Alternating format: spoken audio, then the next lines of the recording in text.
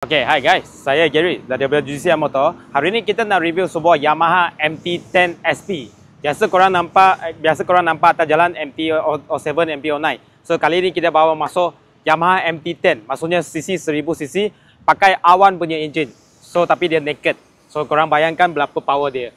So ini model SP, dia bukan standard. SP tu dia datang dengan suspension Odin, depan belakang electronic suspension Odin Brenta punya.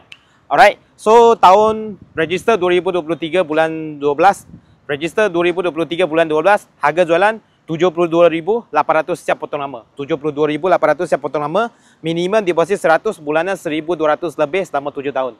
So motor kita tunjuk kat korang apa dia punya spek. Alright, so first korang boleh tengok dia dah ada windshield yang tambahan MT-10 punya. Dia tinggi sikit lah.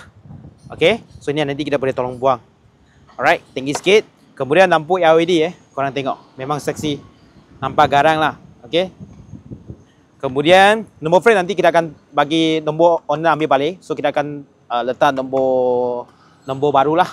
Alright. Lepas tu pakai USD4 Odin. USD4 Odin punya. Odin. Kaliper 4 port kiri kanan. Lepas tu tayar depan pakai Michelin Rogue 6 GT 120/70/17. Tayar ada 90% lagi. Tayar baru lah. Ada 95% lagi tayar baru. Lepas tu radiator guard atas bawah dah ada.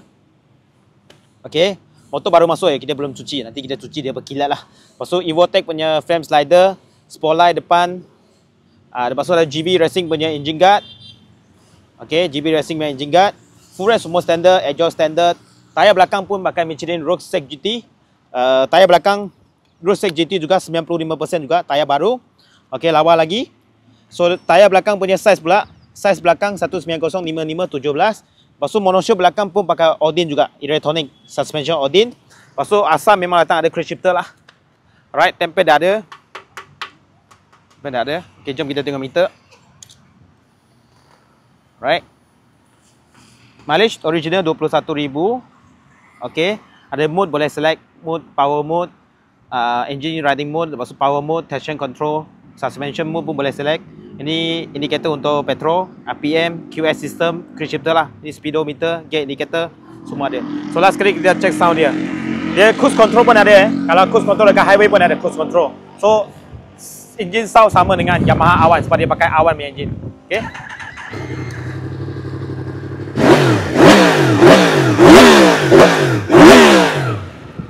Alright. So tahun register 2023 Yamaha MT-10 SP Odin suspension depan belakang, harga 72,800 siap potong nama, minimum deposit 100, bulanan 1,200 lebih selama 7 tahun. Apa lagi guys? Jangan minat PM kita lah untuk detail yang lebih lanjut. See you guys, bye.